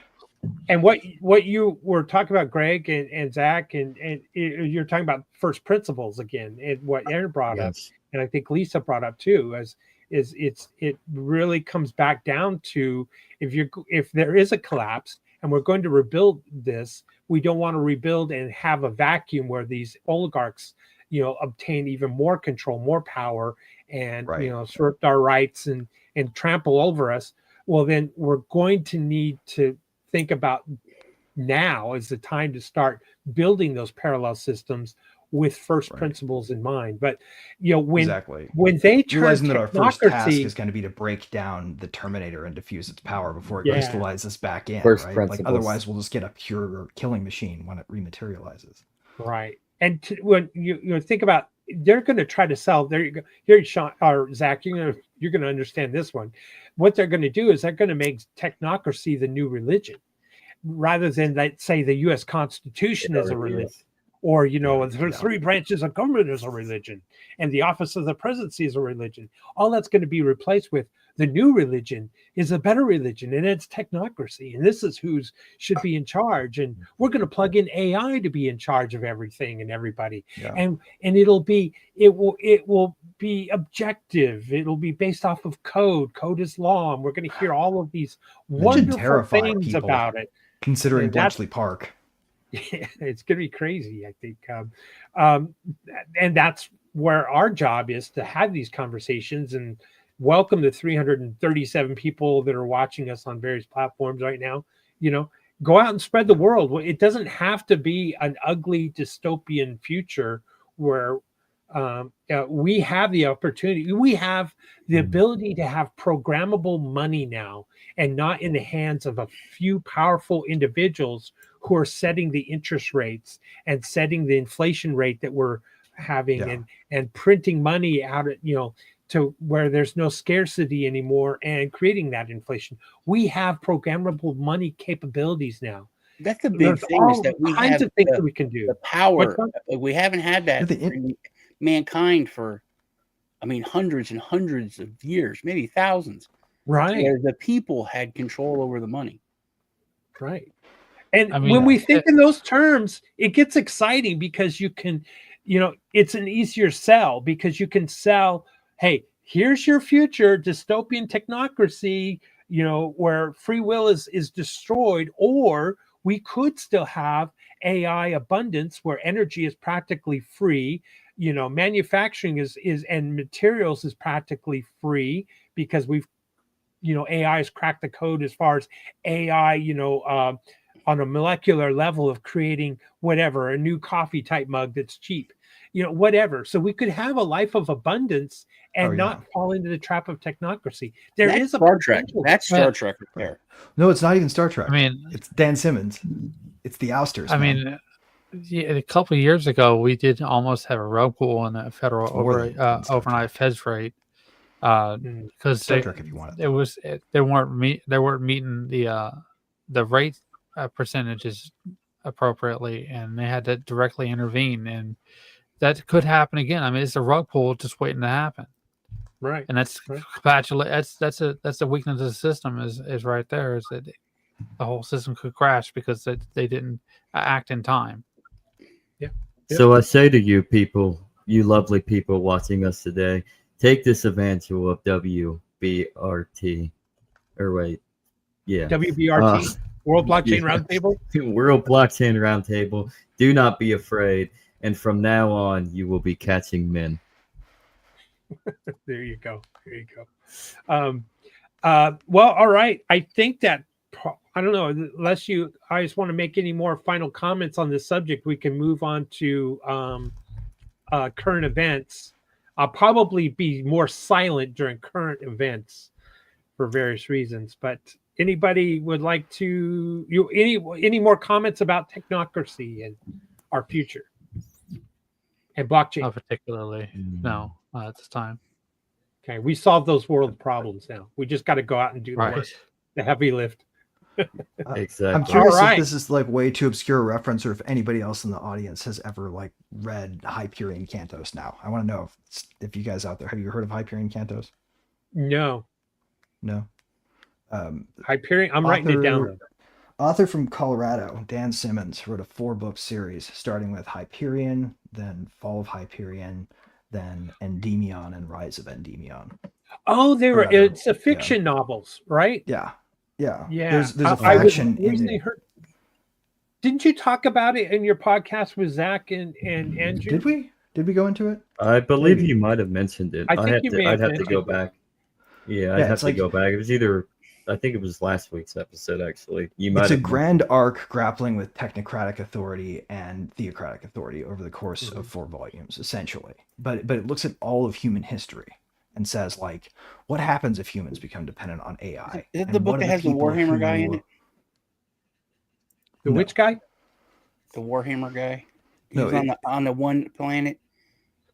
I think you might be right. There's I've read the first one. There's like a creature called the ago. Shrike involved. Yeah, that's the one. Yeah. The Warhammer, the one that moves general. outside of time. Yeah, we did talk about that. Yeah. Now the other interesting thing about and there are tons of interesting things about this book, by the way, for people who the series, for people who haven't read it. But the one I wanted to highlight was the Ousters. They're an interesting faction. These are the human beings who said, no, your dependence on AI is dangerous and scary, and we're leaving. So they set out and sort of evolved to live in space around like a flotilla of comets that they would, cultivate and use to generate the resources needed to grow food and stuff like that. And over time, got to the point where they evolved their biologies to map their environments as opposed to map their environments to the biologies, right? So the Ousters, rather than take control of the external, took precise control over the internal. So instead of spaceships, there are variants of Ouster who they call angels, right? And their skin is a polymer that is safe in vacuum, and they can spread wings that go far enough that they can fly on electromagnetic currents from stars around solar systems, right? These were biological adaptations, though. They changed their biology. And I think reminds me of that Avatar movie. That's the way that people misapprehend transhumanism without technocracy, and in a way, like, and one of the solutions we could have is to hyper individualize and let people have all the powers themselves, as a way to grow as a species, so long as we didn't focus on external control and rather on internal ownership. I want to hit on 2 things that happened in the past week or so. Okay, cool. Let's move on. For us, because I think it's kind of cool. And one thing I didn't really even think about, so you just said something. You said making government less relevant. Mm-hmm. And so, Trump's made it a nominee for the chairman of the Fed. And he said that he's going to keep his White House and government job while he does it. Like, it's not that big a deal. I can keep my job and still. So it's like, you know what I mean? It's less relevant. And as far as building parallel systems, and if they're not going to do it, we'll do it. The Jeffrey Epstein list, biggest thing in the world, biggest, everybody in the world, not just the United States. Right now, so much where they're going to do it, they're not going to do it. Government, help us. We'll elect you to office if you will give it to us. Oh, please. nothing. It's just a carrot they dangle. And now all of the victims have come together and say, hey, we know everyone. We're going to make the list and give it to everybody. They're going to build the freaking list. The people that have the know-how, they're going to build the list and put it out. The victims Yeah. are going to build the list. Victims came together. They all came together like, hey, we know everybody. We're going to make the list for you. We're going to publish it. Marjorie Taylor Greene and some other, people in government are like, hey, yeah, we're going to support this. I don't like that. There's some danger here. This could have some stage left. The danger is they could be sued into silence or even worse, but most likely sued into silence. They need to let like Massey and Green do their thing because they do under the speech clause of the United States Constitution. They're a little safer to bring it up against the House. Suppose though. Here's a supposition for you, just a dark supposition to pique your curiosity. I don't know if this is true, but how things could be that the elite, not happy with the spoils of that they've already exploited from this whole scandal, devise a clever plan to incentivize victims to grassroots organize to expose people that are mostly on the list with some targets that they'd also like to drag down. So that could be a ploy. It could be an acceptable trade to take out enemies. We could be facilitating a net benefit for the elite agenda by supporting it too. So that's possible. Effective.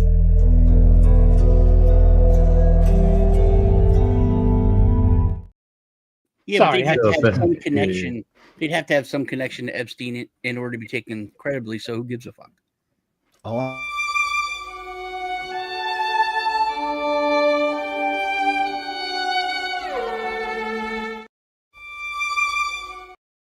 They've got a lot of leverage. I'm sorry, I had to do that, Sean. Greg.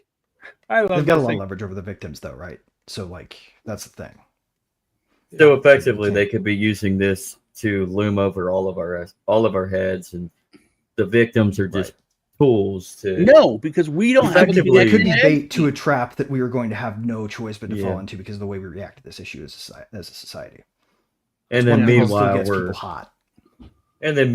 we're probably going to war against Russia for Poland. Right. Well, and anything that makes a human being hot under the collar is an avenue for exploit by the elite. Just keep that in mind. Probably a pro tip for everybody. I gotta say that's fairly interesting because I guess there's some things going on in Poland. I guess Trump is promising to reinforce more troops, more American forces in Poland, and I don't know. Poland's just done with everything, and it looks like we're highly anticipated for World War III, guys.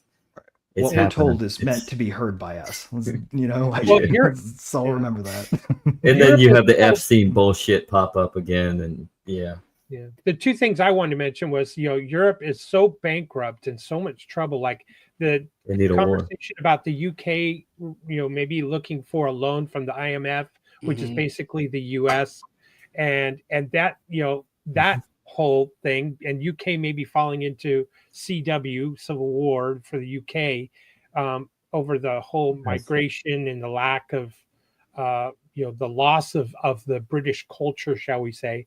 The second thing I wanted to mention was the International Association of Genocide Scholars, the IAGS, the world's leading association of genocide scholars, has declared that Israel is committing genocide in Gaza. So that's a big deal, man, for those circles. You know what I mean? Yeah. To have that, but it's also old news, right? Everyone knows instinctively it's genocide. Yes, exactly. This isn't the UN, money, but still needed a government to adopt it and say it was money. So that's kind of that. It's the legitimization of it. Well, but you don't legitimate money that way either, right? That's how you legitimate government. Yeah, it's a catch-22 because we don't like some of these people, like the WHO and all this, and then we do like it when they speak up. But let me tell you who the IAGS is. Again, it's the International Association of Genocide Scholars. It is the world's largest professional association of genocide scholars, who includes a number of Holocaust experts. Out of 500 members, 28% took part in the vote, and 86% of those voted support of the resolution. So that means that there's a lot of them that did not vote of the 500. Yeah. But And of those all of who them are voted, and Columbia therefore I trained, guess it was considered you a know, like- quorum, and it was decided upon per vote that something like you said, John, we all have known. Right. But Whenever they say it is a expert, though, they also mean substantial- Columbia trained, right? So it's definitely all academia in the Ivy. Right. And I don't know if that's going to stop it or end it, but Well, the fact that you thing have with the- Holocaust thing with Ukraine, experts you and know. Holocaust survivors voting against Israel, that's even more of a big deal. well, it's Jew versus Zionist Jew. That's what it comes down to. Nobody makes that point. Yes. I Yep. try to make that, but nobody makes that point. Yeah. I just Like did Dave Smith does. again. We all do it again. Yeah. Well, We're supposed to be calling them Belgium. Oh, Belgium's. Oh, Dave Smith sorry, is sorry, the if I had the actually a wrong Jew that makes country. that point, actually. Belgium's. Oh, I mean, basically, the Israeli government is basically just a pimp, right? And It's Gaza a nation state. It has nothing to yeah. do with ethnicity. Yeah. But it's I mean, they're just abusing. It's a machine Yeah. for the channeling of power into force exercises that have to do with titular laws and the backing administrations that pretend they're enforcing them. Right? But I Well, would like to I'm gonna present the I'm MAGA gonna point of push view. back on that. I would like to present the MAGA point of view. First of all, going back to the Epstein list, that's a Democratic hoax, one. And two, I can understand Israel's winning the war, but they're losing the votes in Congress. I don't understand. I will push back on The the only war that is view won of is the Israel. one that is quit. Israel was effectively established as a Jewish state. It was. Now I get it. There is some nuance in the issue, but Mhm. Yeah. I heard too at one point they were talking about, wow, we hit 350. Thank you, everybody. We were talking about, at one point before the Balfour Declaration, there was conversations about where to set it up. Maybe it should be set up in Australia. Yeah. Maybe it should be set up in Africa. Different places, around the world. They were offered, I think, like 4 Mhm. locations that they turned down. Mhm. Yeah, unfortunately, it's all theater in international law, right? yes. Because international law, this is what floors me, is like people say international law as if it were a body of law similar to how we have laws in states versus nations, right? It's not a similar hierarchy, right? There's no team. enforcement mechanism at the top. In fact, It's there's anarchy. an ongoing game for ever since nation states were invented, where they all pretend not to be trying to get that from one another. Right? Like literally the game is take the international and enforce a law. And the dance of that game is what we call international law right now. And it's basically just, it's a fabrication designed mostly to get people at the national and local level to pretend like the laws that we say are international laws are in fact laws and follow them. Interesting. So basically, I mean, if international law was actually infallible, then Putin and Netanyahu, who are actually indicted for war crimes right now, you should be able to just go in and get them, or go arrest them. They can't. You would think. Because You would that's think. not Right. how If it this works. were a system that worked like that, yeah. Every war criminal, right? Boom. Look at In that. jail. It's disappearing. Yeah, I know. It's And in fact, if we did could make last it easy time to like it was catch a them, we magic could even trick. lower the penalties. We could make It's- it- enforcement easier to justify. We You can see could that just put them in the stocks for a month. You can see that reflected in the way That'd that our fix government most of the works in the leaders, United right? States, right? Is that Shaming the punishment. Republicans and Democrats have both agreed not to pursue legal charges against the opposite party. It's the same way. But I think we need to also, bring back what's very shaming interesting punishments. is that, like, those Until Trump. people can go to that body and nothing will happen. Like Putin and Netanyahu can go to the UN and make a speech, and they won't get in trouble. But this is something that came up when Putin met Trump in Alaska, and people were like, "Why are you going here? And why is it here? Why?" And then it came up that Putin can't go to several countries because they will arrest him because that's a real. They have a real warrant with a real infrastructure. So it shows how little credibility and teeth the UN has that you could actually have a warrant from the UN and then go to the UN and nothing can happen. It's like George Bush, he can't go to Canada because they'll arrest him in Canada. Right. Is that true? But well, I mean, I didn't know that. I heard Really? that. I've heard that. They won't I've actually. heard that too. I didn't know that was true. Yeah. But they got a new PM. Part of the dance of the international law literally is hinting that you might do that while never doing it.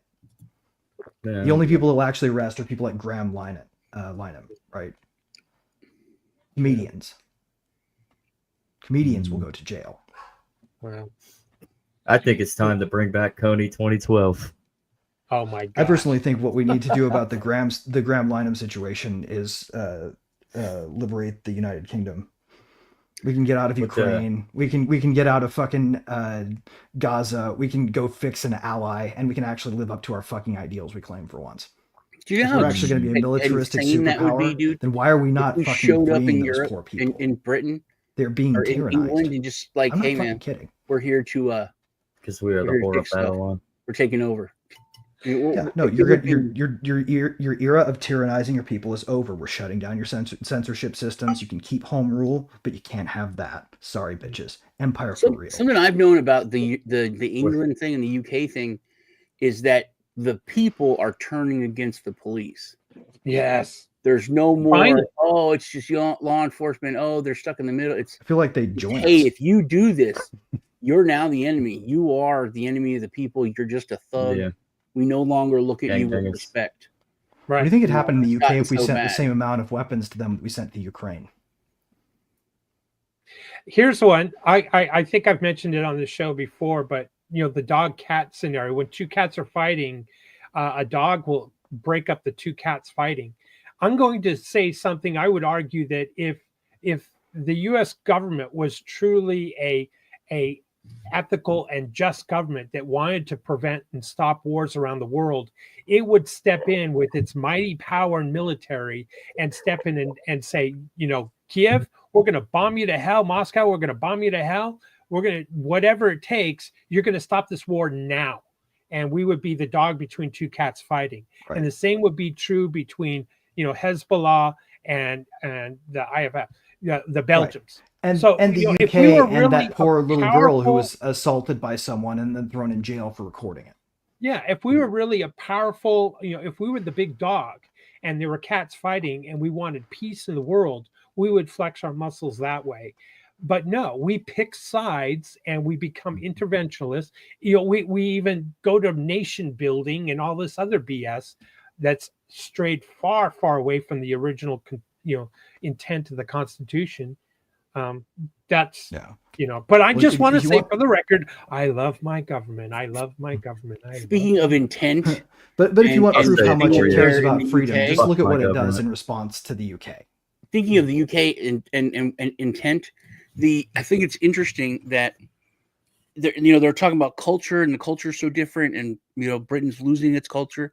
That guy filmed that little girl from his own perspective to show the world how terrible this is, and it literally had the complete opposite effect, because there's the Scottish roustabout standing there plucky with her knife and her axe, and it was like they couldn't get that, but every British person is like, oh, that's who we are. That's who we are. Put a kilt on her. Their backs are. William Wallace was Yeah, 7 those feet voices are tall, getting to us. and he could shoot fire from his arse. Yeah. This is what happens when wars take place, is that they scare the bejeebers out of, the population and the government, and they're in such, backpedaling. They keep backpedaling, and they just eventually get to a point where there's no returning to any sense of normalcy, and it's all gray Let's- and there's no color, and the whole system collapses. It happens time and again. Every time there's a war, look at China. Yeah. Look at United States. We had the Civil War. It was pretty. World War II. Look at England. Look at Germany. World War It I was always bad, too. falls apart. Look at Yep. And look they at cascade Mexico, too, they right? should Like, be. World War One gave us World War Two in a sense. Yeah. Mhm. Oh, I know. I mean, I'm just- look at Mexico. Mexico's about to be. I think it's this month. They'll be celebrating their Mexican independence. But look what their whole country has gone through since independence from Spain. September 12th. Multiple in September 12th. Yeah. Mhm. So. Mhm. Yep. I don't know, man. The world really is. I'm gonna go with this comment right here. The world is broken. It's kind of a shame because, like, look at the world now. Like, we have little girls in England having to walk around with axes and knives to make sure they don't get raped. Yeah, that shit's supposed to only happen in Kill Bill movies, right? Yeah, Mhm. yeah. Yeah, It's the kinda innocence like- yeah. isn't being protected, Well, unfortunately. what bothers me the most about the UK Innocence is the lost. I think- signal that is not getting to us. Like, remember in pandemic time when we had the heavy-handed governance crisis of 2020 over some bioweapon they accidentally created. I forget what it was called, but they sort of oppressed the entire world into silence about this thing, right? So we couldn't talk about it. Right. We couldn't say anything about it. And to the outside view, right, from anybody who was in a country that wasn't hypothetically being censored within an inch of their lives at that point on the subject, you wouldn't hear, except for like the dissent signals they held up to show the world, right? They'd punish a dissenter, and that's when you'd hear about the dissent. Right. Not the dissent going on where people are shouting at the top of their lungs into the deboosted void, right? About what's happening to them, and that's what scares me is how much we're not seeing under the surface in places like the UK and Ireland right now. Those people are probably suffering way more than we know. I mean, how many arrests? Like hundreds of thousands of arrests for social media posts. Some of them just retweets. Got people prison sentences longer than convicted pedophiles. Oh, look, It's look what messed happened to up. Count Like, Dankula. those people actually kind of made do a need to be joke and they liberated. arrested him. Like, not even kind of. Those people need to be liberated. It's probably way worse than we know. Well, they did hold a journalist for a long time just because we asked him to for no crimes, Yeah. Yeah. and he almost died.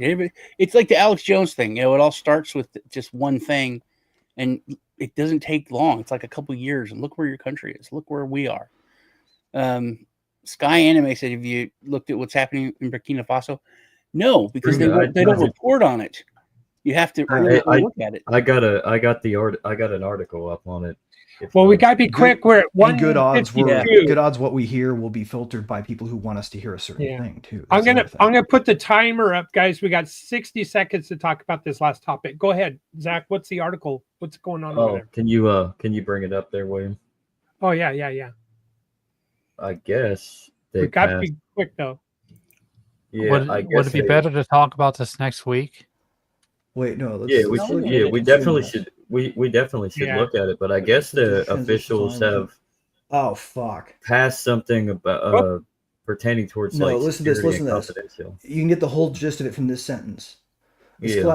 collaboration sets up the foundation for stronger technical cooperation between the two entities, ensuring that every step Yeah. of Burkina Faso's digital transition is aligned with international standards of privacy and accountability. Those international standards, those Oh. are set by fucking censorious globalist Yeah. technocrat assholes. Yes. Welcome Yeah. to what this actually is telling you. Under the Yeah. guise of safety and security Of course, you and they're your data. testing the rough Yeah. edges off in Africa. In you Africa. fucks. Yeah. But nobody's paying But attention. this guy in Burkina Faso, he is not your usual leader. He's much more Gaddafi-ish. Right. He's much No, more like, screw you. I don't care. I'm going to do what's best for my country. As we're presented it anyway, right? know, Like, We're gonna have to dig into very that well be later. Sponsored. We definitely. All right. Definitely. Thanks. got- I'll look into that. keep Thanks that for on that that. pointer. Yeah, please. All right. We're gonna And that'll be Monday, by the way. right.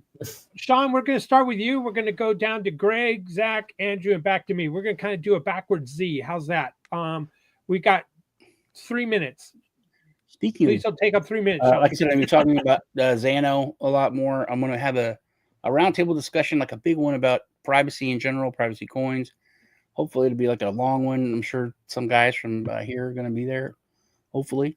But I'm wanting to do that and talk about, coins like Xano, what Litecoin is doing, Monero, and the importance of privacy in general. But then, like we talked about, money, having control over that in that aspect of privacy.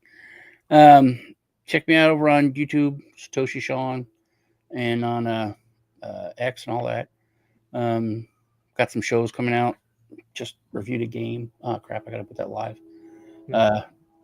About dragons, matter of fact. So Cool. Yeah, it's a fun game. Pretty cool. It's free. Greg. Well, looking into Burkina Faso is probably what I'm going to be up to going forward here. But what I'd like everyone to do is go and pick up from my page at Design Heretic on X. Very first post, it's big banner. It says Law Zero. And you can listen to the audiobook, you can download the PDF, you can download the EPUB, and then come tomorrow and listen to me talk to Andrew and Zach in our part 3 grand trilogy of Law Zero episodes with the Legacy Right. That's where you guys should go next. Super. Zach. Something tells me this might end up becoming a quadrology. There probably will be a part 4. There were 12 chapters in the book, and it was too short by half. So yeah. So, but yeah, go ahead. Check us out tomorrow for Weekly Legacy. We will be diving more plucking into Greg's mind about Law Zero once again for part 3, and then tune in for Legacy News as we round out. Getting to 100 episodes is what we're on track for, so we can end it and scrap it and just go down to less shows. We're going to talk a little bit on the Burkina Faso ordeal that's going on. That needs to be talked about. So tune into that on Monday and tune in tomorrow. And then anywhere else that you, if you can't make it for the live, watch it or listen to it anywhere that you like your podcast. So other than that, Andrew, anything? Check us out tomorrow at 11 a.m. Eastern Standard Time, 10 a.m. Central, and hit me up on X at AICona90. That's about it. All right. I'll finish off, everybody. Again, thanks to Aaron for joining us. Excuse me. And Litecoin Lisa. I guess got matter in my mouth.